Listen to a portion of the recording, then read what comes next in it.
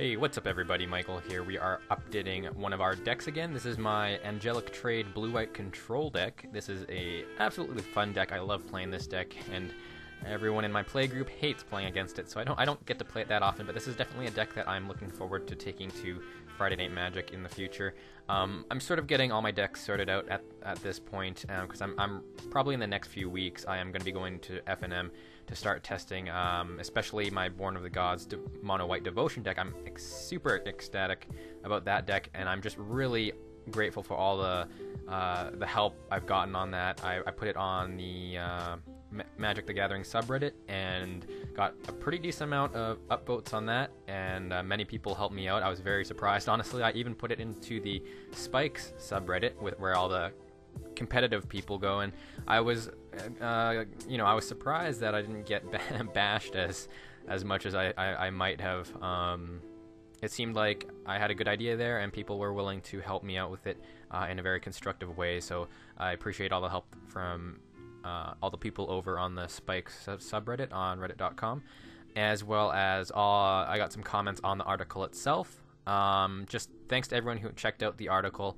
Hopefully it does pretty well this week, and hopefully I'll be back with some more articles on gatheringmagic.com. If you guys haven't read the article already, please go check back. It is my video I made before this one. It is just an article I wrote for gatheringmagic.com around my mono white devotion deck, my devoted enchantments deck, if you will.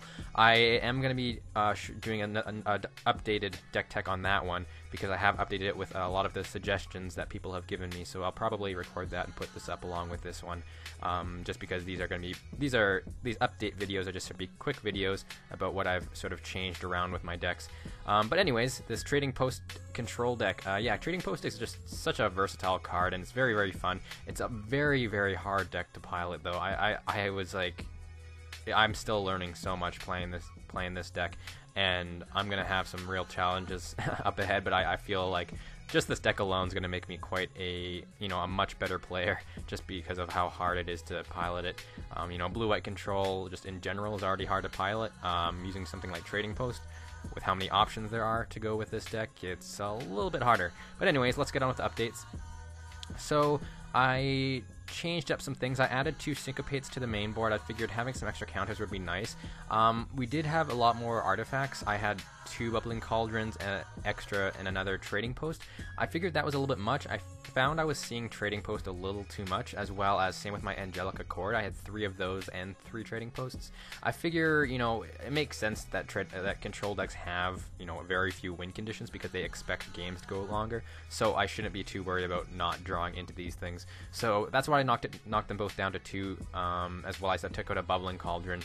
It is going to make one of our options for trading posts a little bit less effective. We can't sacrifice as many artifacts to draw a card, but that's not really the most important one. The most important one for this deck is the gain 4 life, as well as being able to sacrifice a creature. We can grab artifacts from there anyways, so it's not a terrible situation. We can also make chump blockers and stuff like that, but the 4 life for Angelic Accord is mainly the reason we're playing that.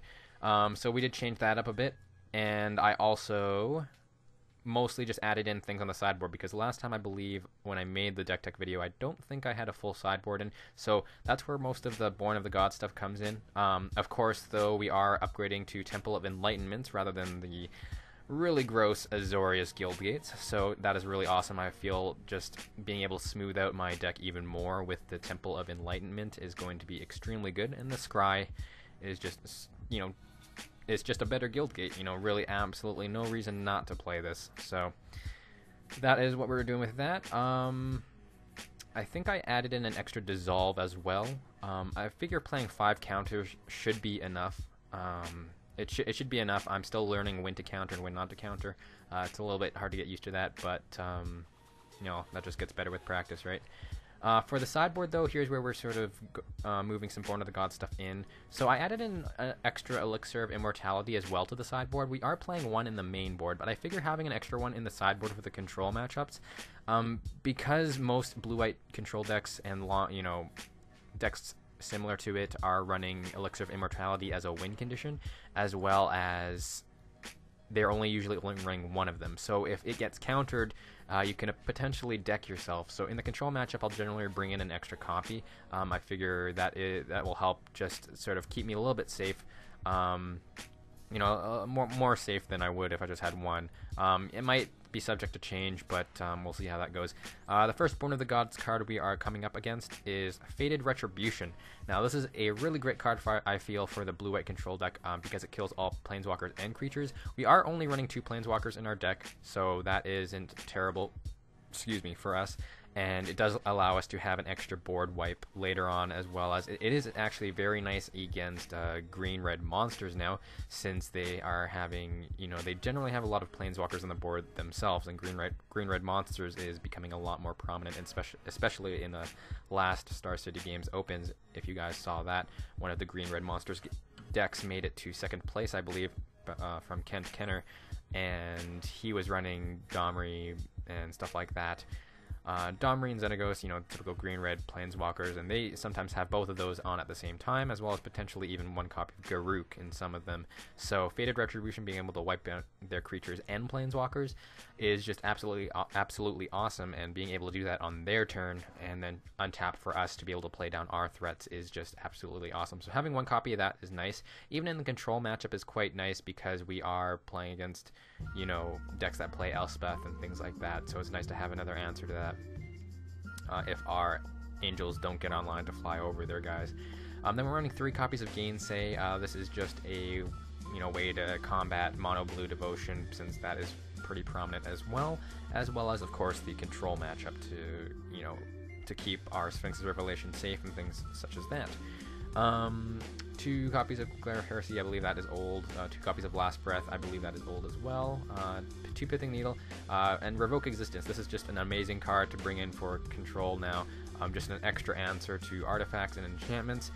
Mainly for the gods, none of our stuff really hits gods except Detention Sphere, so having another answer for that is extremely nice, especially since it exiles them, so they cannot get it back if it does resolve. So we do have to play it on our turn, but it isn't a terrible deal, being able to exile target artifacts or enchantments. And even if we aren't, playing against decks that have gods, we are playing against decks that most decks nowadays, they are running main board enchantments. So it's definitely not a bad idea to have some of these in. I might even consider main boarding one of them. We'll see. And then this is going to be a very interesting choice, but I am running 1 copy of Whelming Wave in the sideboard. I sort of want to try this out. Reason being is because it's pretty much a board wipe when you think about it. Now, it's a little bit interesting in the sense that I wanted to try it out because having 4 Supreme Verdicts is nice, but being able to have a 5th and then potentially a 6th Wrath with Fated Retribution is pretty nice indeed. Whelming Wave is nice because it gets around certain things. So it gets around Boros Charm, and it gets around things that make their creatures indestructible. And so that is why I'm running it because, I think it's a pretty cool board wipe, because decks aren't running Krakens, Leviathans, Octopuses, or Octopods, Octopi, which are the correct pronunciations, I do believe. And then Serpents. So yeah, many decks aren't running those. There aren't really any top tier decks that have those creatures in them, so it essentially is a board wipe. Now, you could argue it'd be easier since this has double blue in it, and it might be easier to run like Aetherize or something because it also is instant speed, but that has the restriction of they have to be attacking. So this just outright wipes their side of the board because we're generally not going to have many creatures on board, and even if we do, Angelic Accord is one of those things where it's similar to Assemble the Legion or Elspeth, where you are just perfectly fine with wiping your board and just placing more tokens after that. So Whelming Wave, I think, is going to be a little bit of an interesting choice to sideboard in as an extra board wipe because it is only 4 mana as well, so it is a little bit easier to cast than something like Fated Retribution, and having some more sort of board wipe abilities, I think, is really good, especially against green-red monsters and things like that, where they do put a lot of pressure on decks and require them to have an answer right away. So just having another answer for that is extremely nice, and it gets rid of Xenagos Xenagos' Satyr tokens and things such as that. So yeah, they have to play out their board again, so it does buy us some more time as well. And if, you know, we don't have a counter in our hand and we use Whelming Wave to buy us a turn and we draw into a counter, we can potentially, you know, on their back play, we can just counter it on the way back. So yeah, I want to test out this card. You know, it's going to be very interesting seeing how it works, but I think it's not, you know, terrible, especially since some decks do run stuff like Boros Triumph to protect all their guys from Supreme Verdict, and that can potentially be a blowout for certain Supreme, you know, certain control decks depending on the situation that they're in. So I think Whelming Wave, considering it gets around that, it's a little bit of an interesting choice, but I think it'll work. So just, yeah, that's why we're just running one copy. So yeah, that's all that I've upgraded, mostly just the sideboard, of course, but we did make some nice upgrades in our main board, and also some, I think, more efficient changes for the deck, so I definitely have to transfer this over to paper form and make those changes there, but I feel it's going to be, you know, much, much better indeed. So that is the deck update. I hope you guys enjoyed watching this. Again, if you guys haven't, please go check out my article that I wrote on gatheringmagic.com. And definitely leave some suggestions for that or for this deck. It doesn't really matter. And definitely feel free to leave any other comments, content you want to see, stuff like that.